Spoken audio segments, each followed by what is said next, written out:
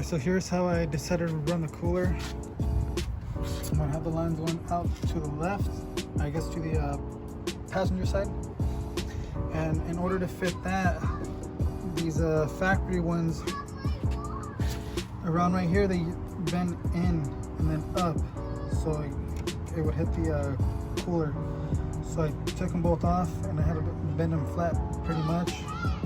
By doing that, it extended this higher, so I just drilled a new hole, use the same screws on the cooler. So the cooler is gonna sit somewhere like that. I'm just gonna make a bracket on the back side of it, and it'll mount. Keep you updated as I make more progress. So I found some metal that was around the house. Decided to make these brackets.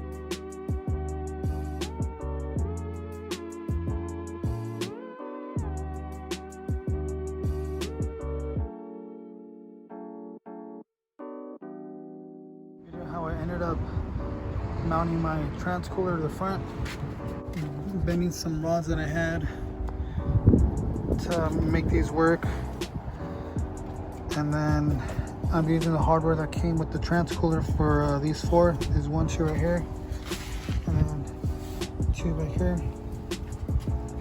And the mounts, just the same size, straight down.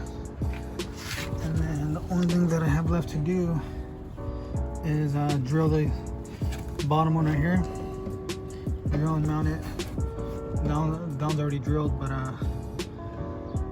that's all I need to do to mount. It was a -6 for the AN lines. I'll mount them and I'll route them towards the back, but I'm waiting for the transmission to come in, so I'll know where to cut it when I mount it.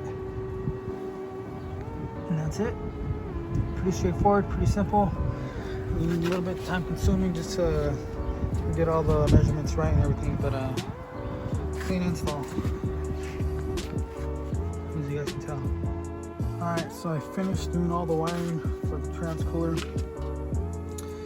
So right here, since I'm going to use it as a push fan, the blue and black wire from the cooler are right here. So I ended up going with the black wire as the power, and the blue wire I ran it down here as the ground, and that's to have it push back into the car.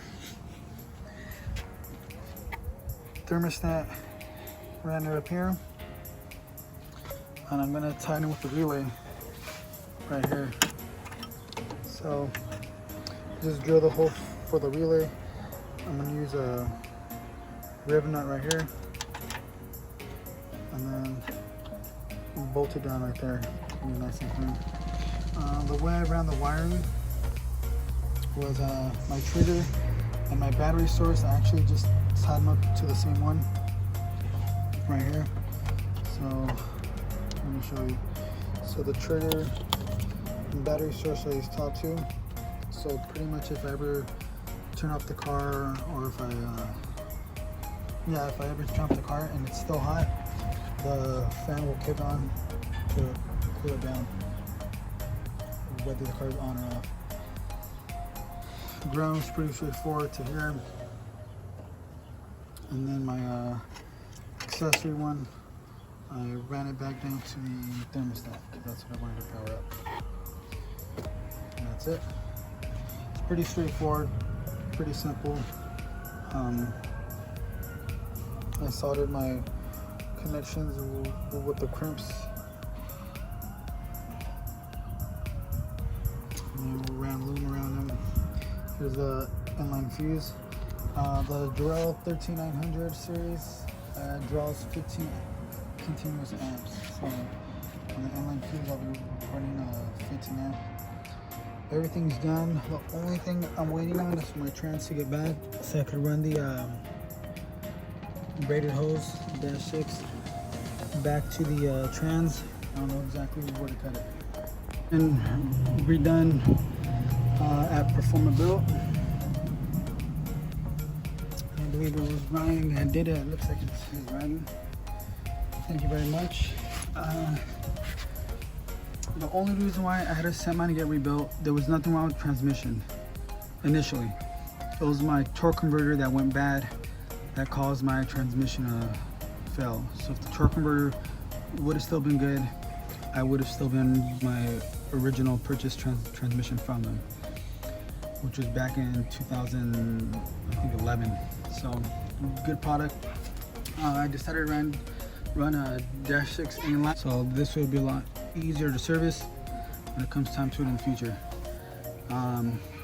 I use 45s right here because the 90s were too tight, and then I put some liquid Teflon right here, and now I'm gonna work on the extension housing, torque those down, and then torque converter, and you should be ready to install the transmission.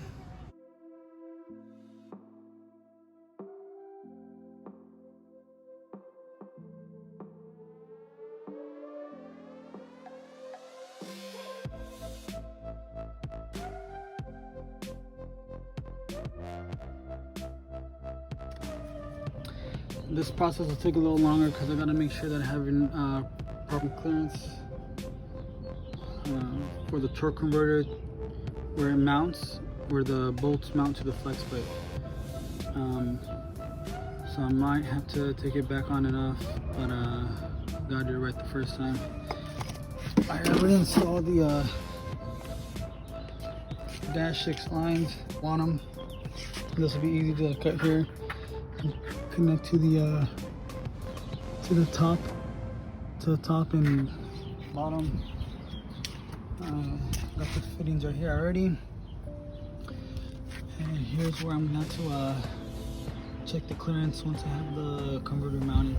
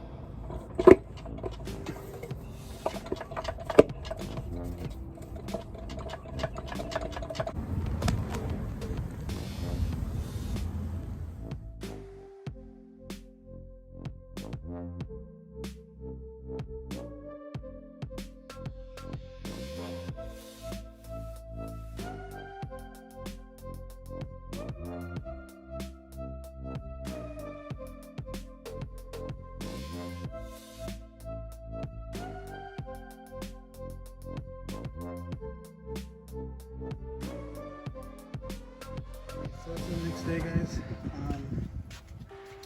Ended up running my cooler lines right here. I didn't want them too close to the long tubes, so I ran them up here, ran the top side up here, put this for protection so it don't shake against these edges. And I ran my bottom one back here. It's gonna come in here, come here, and go straight to the cooler, which is the hot side. Top will be the return side.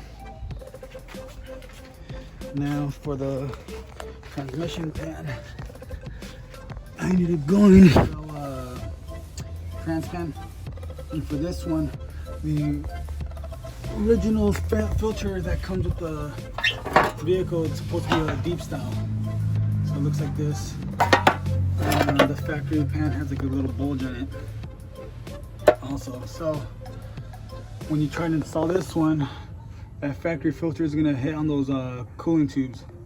So you just install the TF320, which is for the shallow pan. Both right in, same spot and everything. Just it's a hair shorter, which gives enough clearance for the pan to go up against the transmission nicely. And that's it. And then this will be for the temperature sensor, which I already ran the wires I just have it hanging, ready to install, so I'll show you guys when I get to that part. But there it is, man.